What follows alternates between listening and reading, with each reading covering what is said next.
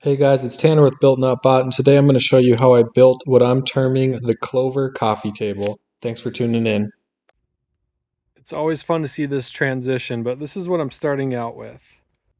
Rough cut, it's cupped, it's bowed, it's not pretty, but it will be. It seems like miter saws get a bad rep for some reason in the woodworking world. I personally love my miter saw. I use it at the start of almost every project to rough cut to length all of my lumber right before I mill it. Well, can you see it now? Not quite? All right, we'll keep going then. So, since most of this lumber that I'm using today is completely rough cut, meaning that all four sides are rough, nothing is straight, nothing is square. And if you look at a lot of these, they have a very bad cup in them. So I've got to spend a little extra time on the jointer to get everything good to go. The first thing I'm going to do is joint one edge so that I have a flat reference, and then very carefully rip these to 8 inches or less on my table saw. The reason I'm ripping them to 8 inches is because my jointer has a capacity of only 8 inches, and that's the only way that I can get these super cup boards flat, with the exception of my woodpecker flattening jig. But to be honest, I hate that thing and it makes a huge mess. So we're gonna do this instead. And when I said they were cupped, I meant they were seriously cupped. This is going to be a little bit more work than I thought to flatten, but with several passes on my Grizzly joiner, I was able to get it nice and flat on the bottom. Then I'm going to take that side that I just flattened and reference it on my fence to create a perfect 90-degree angle. So now every one of these boards has one flat side and one very cup side to go. So I'm gonna run these with the bottom flat side down on my planer. After I'm done with that, I'm going to take them over to my table saw and rip them so they're the same width all the way down. But I'm going to skip through that part because you've seen it 1,000 times and it's probably kind of boring. And here's the layout I'm going to go with on this table. It's sitting pretty darn good right now. I don't love this seam here, so I'm going to hit that with the inside-outside method on my jointer. This one's pretty gosh darn good. This one's good. This one had a couple weird little chip out areas that I'm going to hit again with the inside outside method, and it'll be ready for glue up.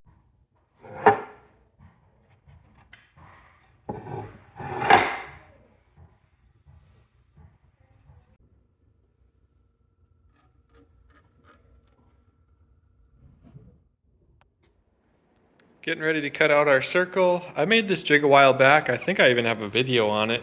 But you could literally just use a sheet of plywood. You don't have to have it shaped like this at all. And then just use a screw as your anchor point and spin it around in a circle too. I really like these 1/4 inch spiral bits. They work great for this. You don't need to have a huge bit when you're cutting a circle. In fact, a smaller bit is better. It'll just go quicker.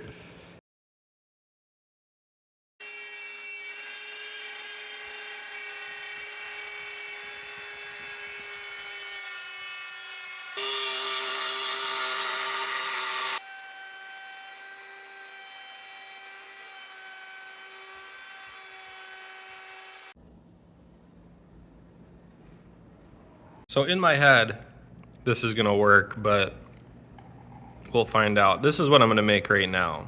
A 2.5 inch square. And then I'm gonna make 4 pieces, and these are all gonna be separate, and they're gonna look like this. Now, as you can see, I'm a very good drawer. Okay. Each one of these is going to be from face to face 1.5 inches. So that'll give me 3 inches on the outside, 2.5. So that'll give me a total width of about 5.5 from radius to radius. All of this work here is gonna have to be hand planed out of a chunk that looks like this. So I've got my work cut out for me. It's very important that I get my blade at a perfect 90-degree angle for this.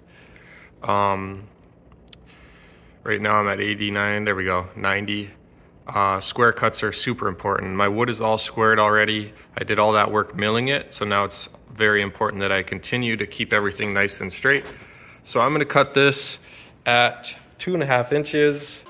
So you're probably wondering why I have this massive glued up piece of oak that I'm just going to end up cutting down. And the truth is, I thought I was going to be able to convince my client to just do basic cylinders for this. So I went ahead and glued everything up, and we decided against cylinders and went with this clover design, which in the end I'm really happy with. That's why you see this huge glued up block of white oak. I was able to salvage everything with zero waste, so I'm not too mad about it. All right, so I just cut that in half, and then I started making sections. These are 1 1/8 inches. I was just playing around with random circles. I kind of like this. The bottom of this half circle needs to be completely flush with the square that I just made, and it is. So now I'm going to cut these corners off at a 45 to save me hours and hours of time on the hand plane. So I got to adjust my blade to a 45 now. So setting my table saw at a 45 made the hairs on the back of my neck stand up. I decided to do a much safer option and tilt my bandsaw bed at 45, and I'm really happy that I decided to go this route. It worked great, and I felt much safer doing it.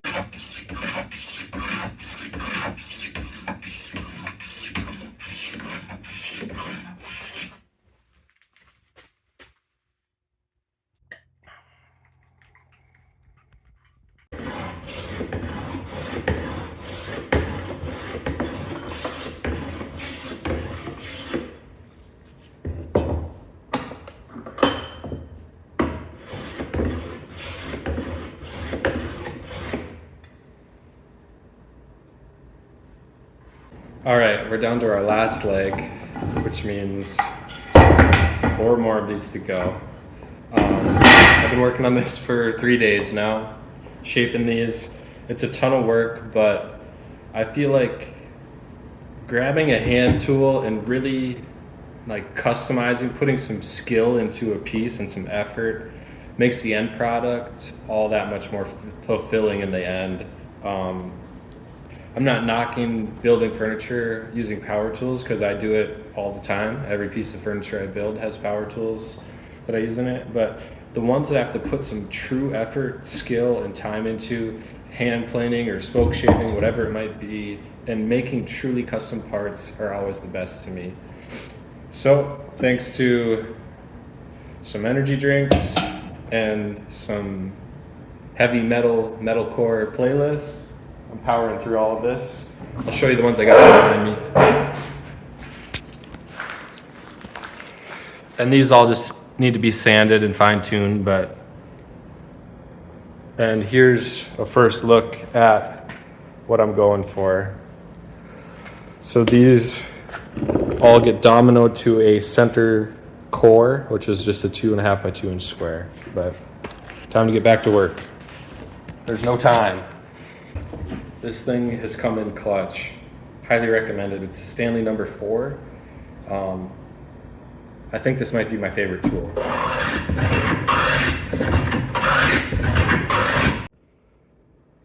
Bare knuckle boxer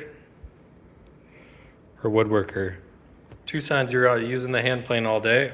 Get a nice pile of shavings and some bloody knuckles. Maybe I'm just extremely clumsy. 1 to go.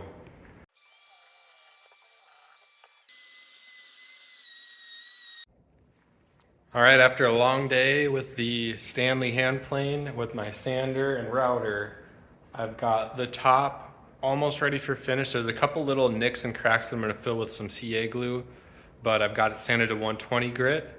And the bottom shelf I also have sanded to 120 grit. The legs are all ready to be glued up and assembled. And then there'll be a little bit of finish sanding on those, but check out the top. So as always, it's hard to take any credit when you just work with really beautiful material like white oak, but I put a cool edge detail on it. At least I think it's cool. With a 22-degree chamfer bit on the bottom and then just a round over on the top. So I've been sanding and water popping and filling cracks on the top, and The legs, I just pulled all the blue tape off and I started cleaning out. There's a little bit of glue in some of these cracks, but I'm pretty happy with where they're sitting right now. Just got to cut them to final size. And then figure out how I'm gonna mount the lower shelf and how I'm gonna attach them to the top. All right, here's kind of a fun first look. There's gonna be a bottom shelf under here, but I had to just set it on the legs to see what it would kind of look like. All right, so I'm fitting all of these legs into this bottom shelf, and I'm pretty happy with their initial fit, but there's a lot of fine tuning because you don't want any like obvious gaps through here. So what I'm doing is just looking down the barrel. It's gonna be hard to see, and right here is really tight, like it's up against the shelf, and then out here there's a little bit of a gap. So I just put little marks here so that I know where I gotta hog out material, and then I'll remove the leg and then just scribe down the side of it so that I can see what I'm taking away on the spindle sander. Then I come over here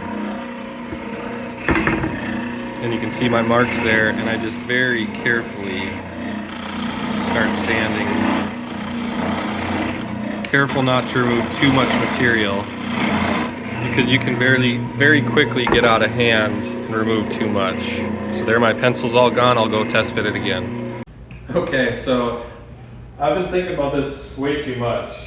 There's probably a super easy way to do this, but I've been working on attaching these legs to this lower shelf here.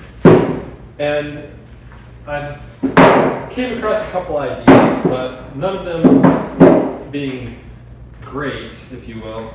But I think my final decision is going to be solid, if it goes the way that I hope it goes. So I added these blocks on the bottom here. They're going to be almost completely hidden from sight once everything is installed. And the reason for these blocks is just to increase surface area for glue or epoxy. And then my plan is to actually place a dowel in the holes that I drilled in these legs. And the best part of all this, I picked this up from like a garage sale, like probably 4 years ago, maybe 5. Never used it one time. And what these are, I think they refer to these as dowel pins. And essentially, you pop this into the hole that you drilled. So this is a 1/2 inch hole on the back. And on the front side, there's a tip, like a point. And the idea is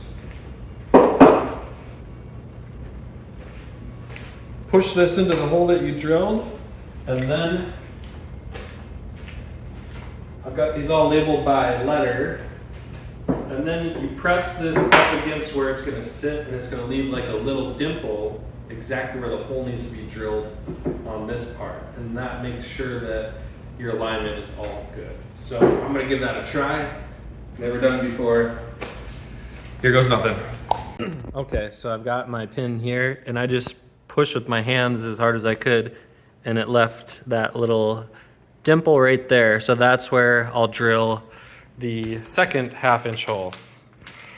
All these are numbered because everyone is, it's handmade. Not any one of these loops is identical. So each hole is scribed to each specific piece.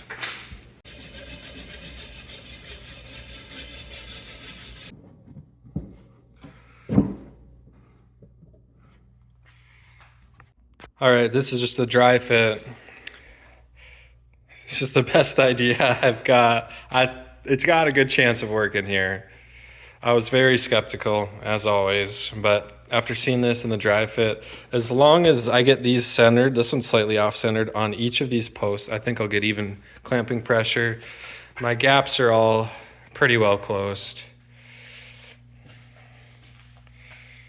So I'm going to disassemble this and get everything glued up, and hopefully it goes smooth. Well, you got some fishies? Yeah. I got my glue up partner here. He was splashing in the puddles. He's got his mud boots on. Honestly, I can't wait for the day that he can help me with all this stuff. I hope he's interested in woodworking. All right, so as always, glue ups are a nightmare. It seems like I over tightened that band clamp. Actually, I didn't over tighten it. I was trying to adjust one of the clamps up a little bit, and there was so much tension on it that it like flipped the leg out and down, and I friggin' cut my finger really bad on my Festool domino on another project the other day, and it just smashed the crap out of my finger. But we got her in the clamps. This has been quite the project. Lots of fun. Unlike anything I've ever done before. So much labor in these legs, but this is kind of when all that labor, it was well worth it, right? This is like one of the most fulfilling things, and this is why I love woodworking so much. Is in the moment, it's like, man, these legs are never ending, taking forever. But then you get to this point and you're like, you forget about all that work that you put into it, and it just comes together. And I'm so happy with this. I sure hope that my client is as well, because I think it's a beaut. So I quickly made a bunch of these furniture buttons. This is a first for me, but I think they're going to be a good, if not the best option for attaching that tabletop. Just going to countersink a couple holes, and I believe I'm going to use threaded inserts instead of screws, just because that base is heavy. So just like with most of my tables that I build, I'm going to be using these stainless steel threaded inserts. I inserted the buttons into the mortise that I made, and then I used a center punch to give me a little bit of a divot for my drill bit to start on. And once you've got all 4 of your holes drilled, you can kind of ream out the top of every hole so that those threaded inserts sit a little bit better. With the threaded inserts installed, I have all of these labeled, and they just insert into here, and in theory they should allow the wood on the top to move freely with seasonal change while holding it securely to the legs. Up next, we're putting down some Rubio Monocoat. This is my favorite wood finish for many reasons, but mostly just on how easy it is to put on and buff off. It always leaves the wood looking very natural, which is the goal here. I just want to say a huge thank you to anybody that's sat through this video. I hope you enjoyed the build, and I hope you stick around for more builds in the future. Please like and subscribe, and we'll see you on the next one.